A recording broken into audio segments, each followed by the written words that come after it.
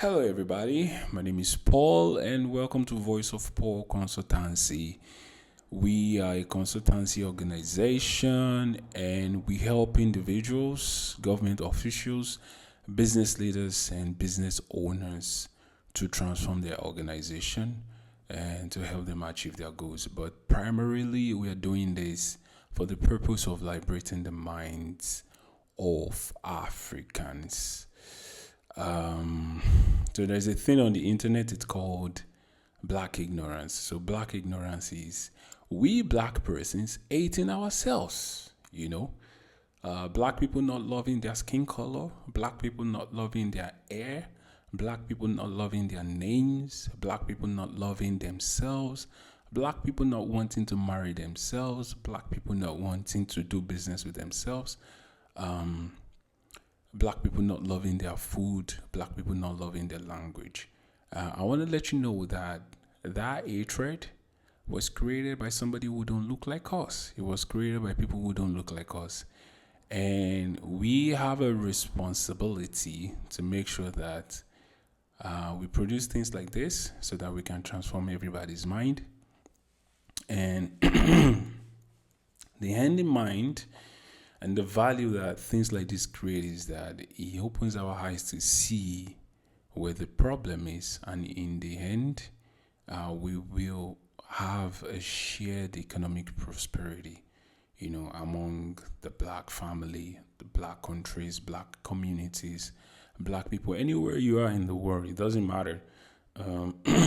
Maybe you are in Senegal, you are in Kenya, you are in South Africa, you are in Namibia, you are in Colombia, you are in Haiti, you are in Nigeria, wherever you are, anywhere in the world, as long as you are a black person, we believe strongly that if one of us prospers, all of us will prosper together. And there's a fundamental thing that money controls the world. Whoever controls the money controls the world. So if black people are deprived of economic opportunities, there will be societal problems. There will be societal issues. Like there's no other way around it. There will definitely be societal issues, and this is what we've been seeing, around the world. Even with all the resources that we have, all the resources we have in Congo, all the resources we have in Cameroon, all the resources we have in Nigeria, people are still suffering. It's a terrible thing. All right. So we'll be doing it one step at a time. Today we will be talking about the Igbo. Excuse me. We'll be talking about the Igbo Apprenticeship program. It's a wonderful thing, actually. When I was growing up, a lot of people will call me Omo Igbo. They call me, yeah, you look like Igbo. And funny enough, I have one mark here on my face that seems like Igbo mark. Igbo people usually have, I think, two mark or one mark. They want here and here. But I have one here. I don't know how it got there. But some Igbo people usually have marks here and there. And they'll be like, are you an Igbo person? To say no. But that green sound one song say, oh boy, she be Igbo, she be Igbo, she be Anambra, abi be Imo. No, so I'm Omo Yoruba. All right. So, growing up, I realized that many of my Igbo friends, or many Igbo people that I found around me, they love business, more than, going to higher, furthering their education once they're done with secondary school. Not all of them, actually, but some of them just love to do business, So I used to wonder, and now it just became clearer to me why that is happening. So, two reasons. The first is Awolowo was the prime minister of Nigeria, in the 50s, and this man made sure that primary education and secondary education in Nigeria were free. Okay, so a lot of Yoruba people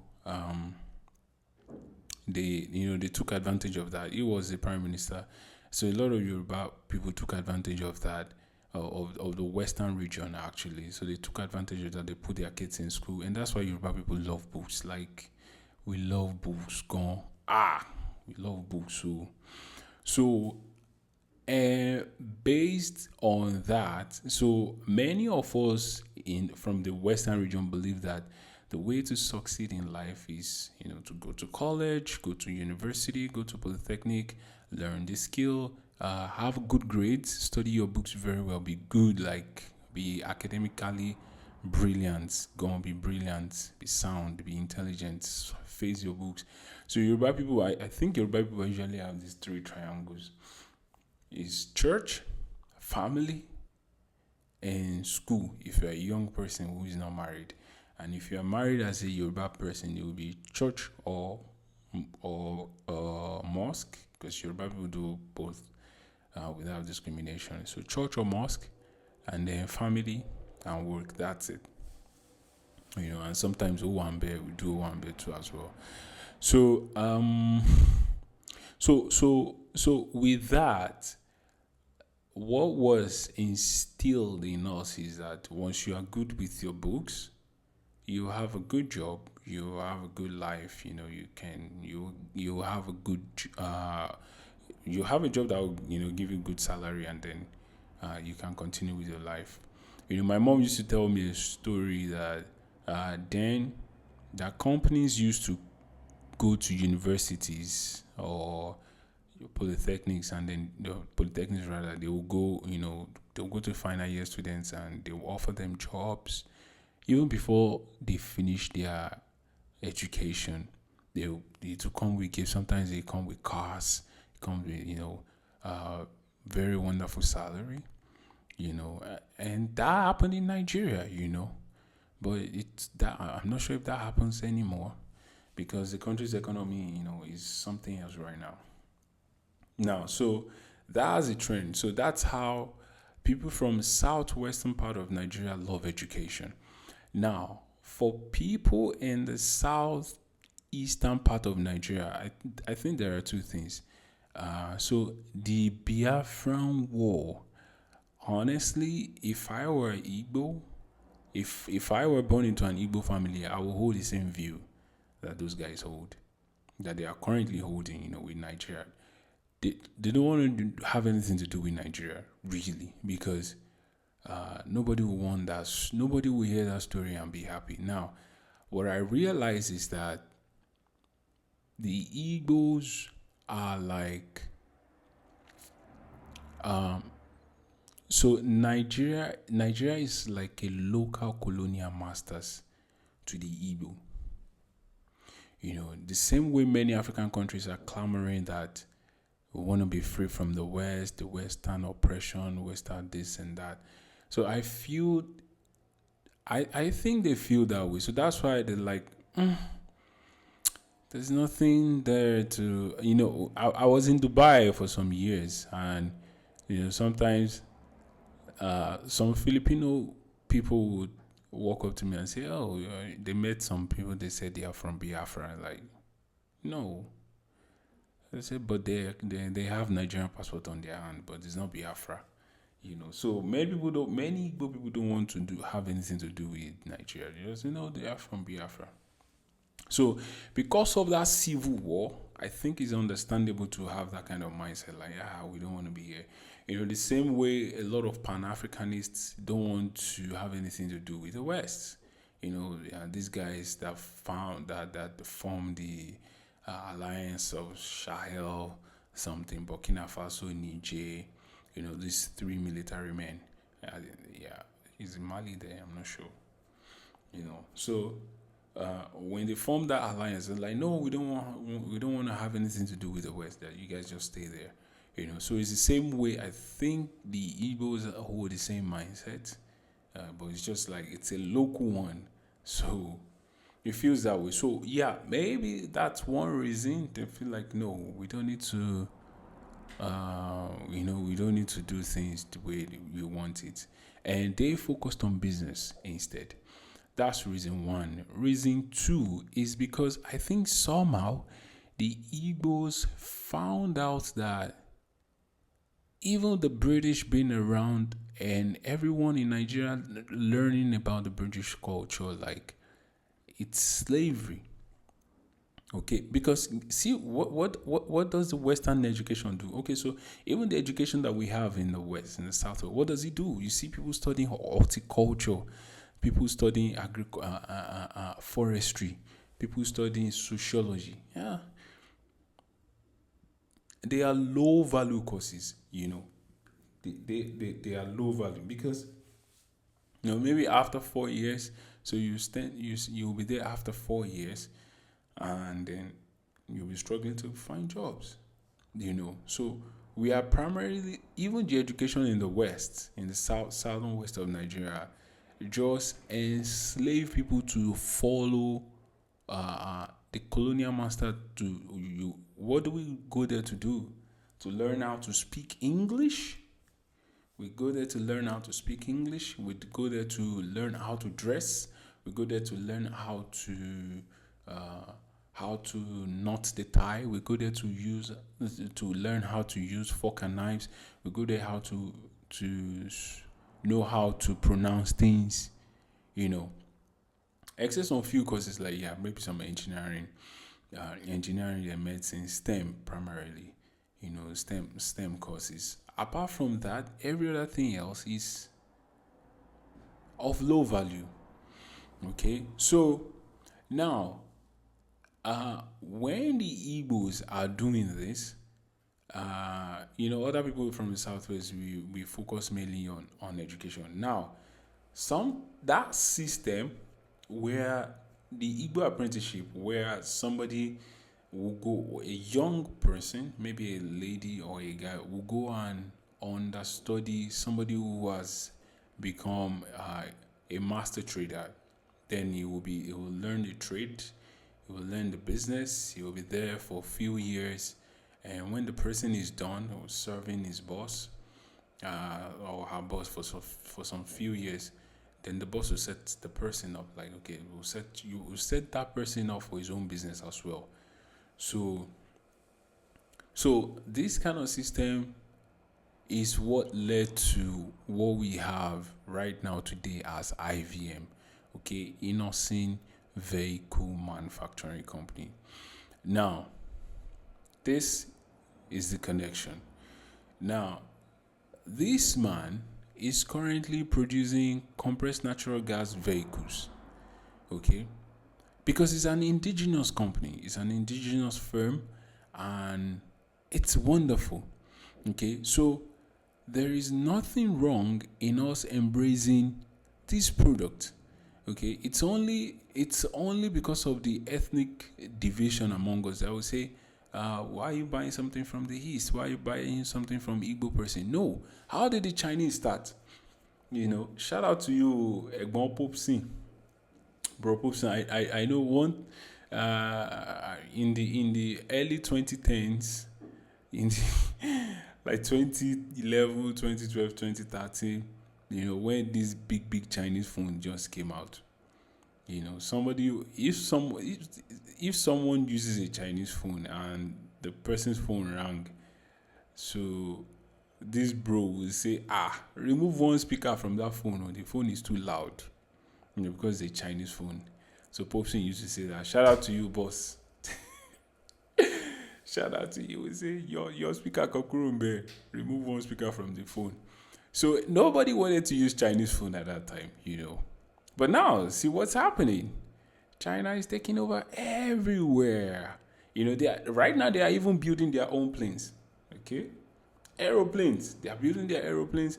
I remember one time, so I also said the Chinese can't make vehicles, they can't make cars. No, but they are making, like, the evolution of the Chinese economy is massive. Is massive. Like, the leap is massive. Those guys have maglev trains now that is running, that is easy. It's even faster than a plane. So they are rivaling Tesla. So you have to start somewhere. Okay? So the Chinese that everybody, so when you say made in China, Made in China was synonymous then to fake things. Like, I don't want to use something fake things. No. But right now, China is competing with the West. But they have to start somewhere. Okay. So now, where I'm driving at is, now that we have an indigenous company in Nigeria that is manufacturing CNG, and with all the natural resources that we have inside the country, with the volume of the natural gas that we have in the country, there is nothing wrong in supporting this man as an individual, as a government institution, and as a business. Okay, don't look at them. Don't look at him like, yeah, he's an Igbo man. This is from the East. These Igbo people. No, we cannot be hating each other. It's not. It doesn't make sense. It doesn't make economic sense. Okay. Now there is a deeper level of conversation where we can have, like, the Igbos they are a country on their own. The Hausas are a country on their own. The Yorubas are a country on their own. Of course, yeah. That's another discussion that can happen. But right now, we are still one country.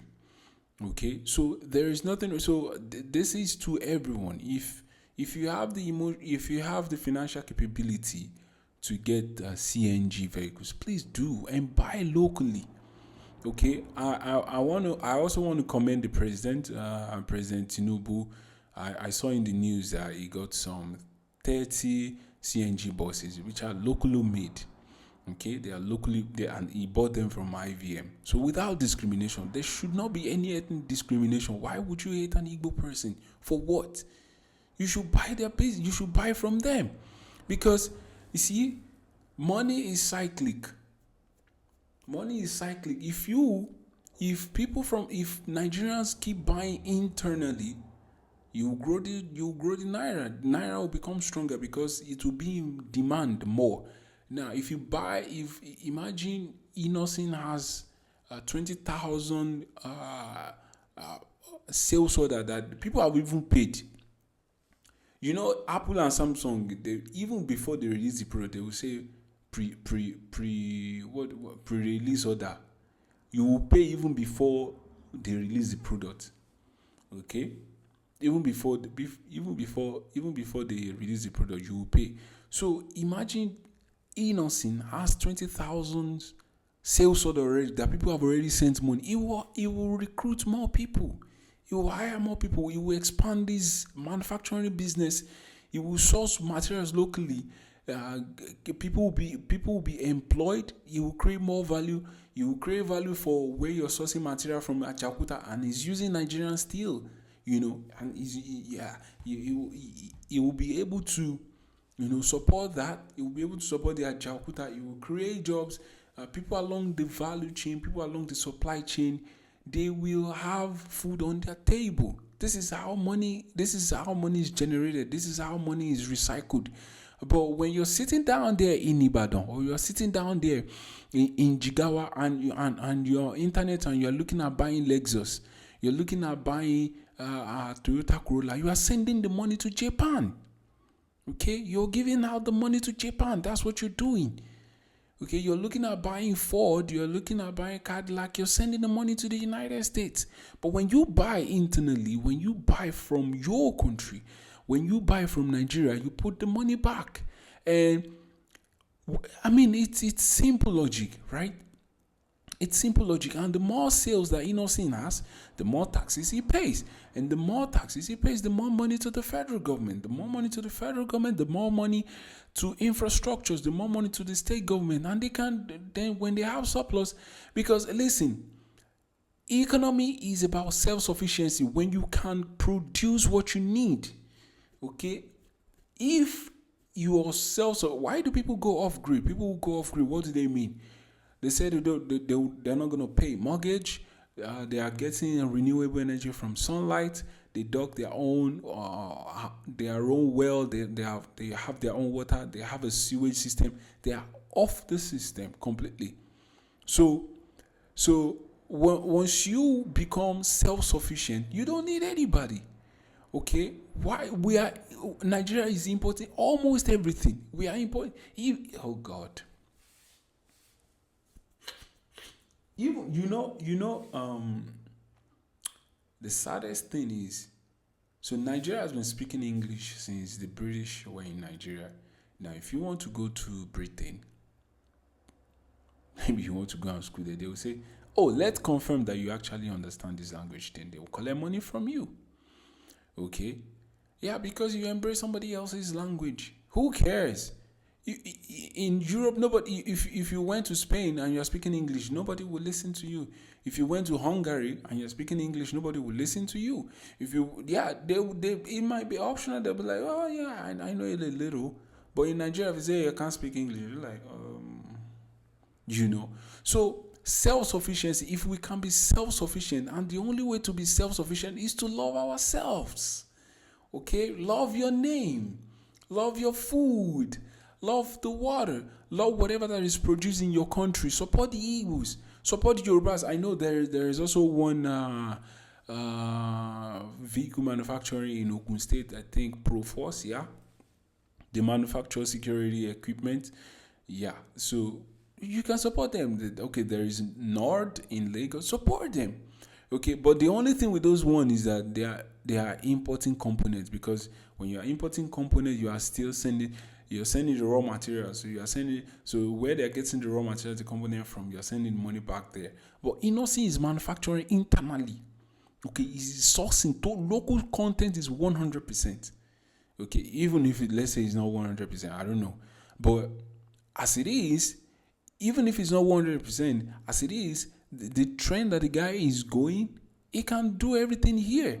There is nothing that there is nothing special that Caucasians are doing that we cannot do. There is absolutely nothing. There is zero. And I have strong faith in those guys from the Southeast. Trust me, honestly. Honestly. Because, see, nobody gets it once. And that's why they say that Rome was not built in a day. You know, right now, so there's Blue Origin, there is SpaceX. Who else is going to space? Amazon, Tesla. So these two guys, they're space tourism, they are going. But guess what? I think 1977 or 1976, the one Challenger, there was Challenger space vehicle that was supposed to go to the moon, to the orbit and come back. You know, those guys, there were 6 persons in there and they all blew up. 1977 or 1976. It blew up completely. But they didn't give up. They didn't stop there. And now today they can go as many times. In fact, for Elon is even doing recyclable. Even the rocket is coming back, you know, like they are controlling it. And they, you know, working completely against the force of gravity. Like whatever goes up must come down. No, but this one became controllable, that you can control it to come down. You know, so nobody gets it once. So if we support these guys, if we support the Igbo people, so right now there's a trend for CNG, compressed natural gas vehicles. In fact, it should be that every state government should be buying from Innocent. Okay, that's how you pump. Don't look at it like you're sending money to the Igbos. No, we are one. Okay, now if you met the Spanish, and they will ask you, where are you from? Where are you from? Somewhere around there, you say, where are you from? You say, oh, I'm from Spain. Oh, that's wonderful. Where are you from? I'm from the Netherlands. Oh, that's great. Where are you from? I'm from France. Oh, where are you from? I'm from Sweden. Nobody's going to ask you, where in Sweden are you from? What tribe are you? But it's only when you meet Africans, people say, oh, you're a Nigerian. Nice to meet you. Are you Yoruba, or where are you from? What, Igbo? Or then they start the division, you know. But Caucasians don't have that division. There is nothing wrong with us. Okay, there's nothing wrong with Igbo, Hausa, the diversity. Let's embrace the diversity. Okay, if it's easier, in fact, oh God. If it's easier to manufacture, if it's more economical, not being easier, if it's more economical, if it's more productive to manufacture something in the Southeast, let's manufacture in the Southeast. If there's one to manufacture very well in the North, let's do it in the North. If there's something very okay, very profitable to do in the southwest, let's do it in the southwest. Let's If there's something very okay, very economical to do in the south south, let's do it in the south south. Okay? And we don't have to hate each other. Okay? Yeah, exactly. Because honestly, I think Tinubu is I'm seeing a lot of pro Nigerian things on him. Some of his policies, I'm seeing them. If he really wants, and I'm seeing that he seemed not to be a biased person. Honestly, I know he's a very corrupt person. 100%, I agree with you. But being biased, I think no, because if he wants, I believe he might do it in such a way that, because he has embraced the guy, he has embraced the innocent guy. So if he wants to do it, let each state government, each state governor. I know Charles Soludo of Anambra is really doing well. I don't know if from Anambra State. Apologies. But Charles Soludo, the governor, is really really supporting innocent. So let state government buy from them. In fact, federal government parastatals, FRSC, VIO, NIS, all these NPA, all these government parastatals. So you have buy those vehicles from innocent. Let's grow it.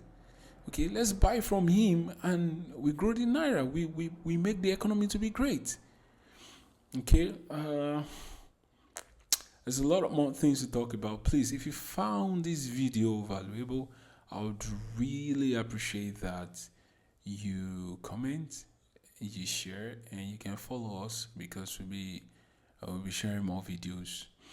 And like I said earlier, so we are a consultancy organization, and if you're a government official, if you're a business owner, if you're a business leader, and you have a particular goal that you want to achieve, maybe from the United Nations or something pertaining to your organization, you can reach out to us.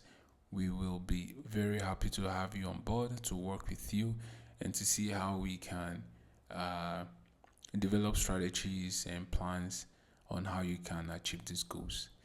All right, thank you so much for your time. We really appreciate it. So, end in mind is this: as black persons, let's love each other. Let's marry each other. I'm not saying you can't find love anywhere else. Of course you can. But let's love each other. Let's not hate each other. Even marriage is one way of recycling wealth. Yeah, marriage is one way of recycling wealth. So let's love each other. Let's embrace each other. Let's buy from one another. There is nothing wrong with your hair being like this. Actually, this is not my favorite hairstyle. But guess what? This is my little way of showing you my own, what's the word? Of revolting. Yes, this is my own little way of revolting. I'm going to keep my hair, and that's it. So let's love each other. Let's embrace one another, and let's grow the economy. When you have more money, you have more there's something going on with China and India right now. The Caucasians can't bamboozle Chinese anymore. In fact, when you see Chinese abroad, they don't even relate with you. They have their own supermarkets, they have their own restaurants, they are buying from themselves. In fact, many of them, when they travel abroad, they will import everything that they will need. Everything. There's a Chinese version for everything the West has. Everything that they will need, they will import it to that country that they are into. They will not buy from you locally. You hardly see a Chinese man buy something from you. He will sell to you, but to buy from you, problem. All right. So until we start embracing ourselves, until we start loving ourselves, imagine if the Chinese has to abandon their chopsticks.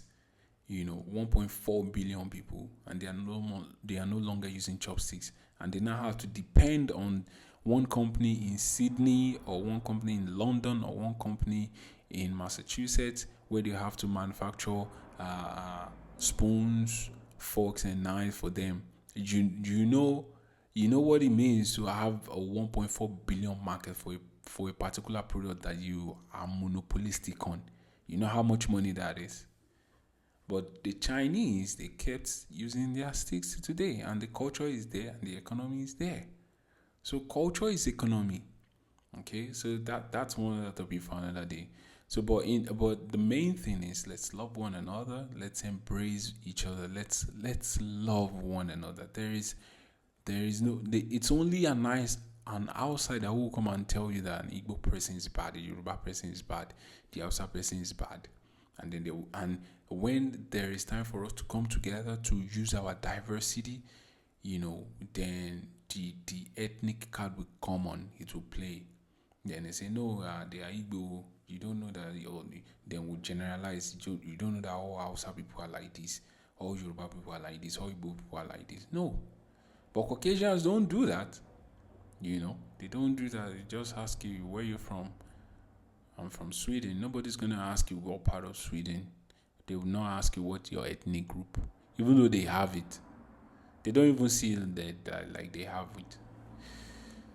All right. I'll see you next time. Thank you for your time. Bye bye.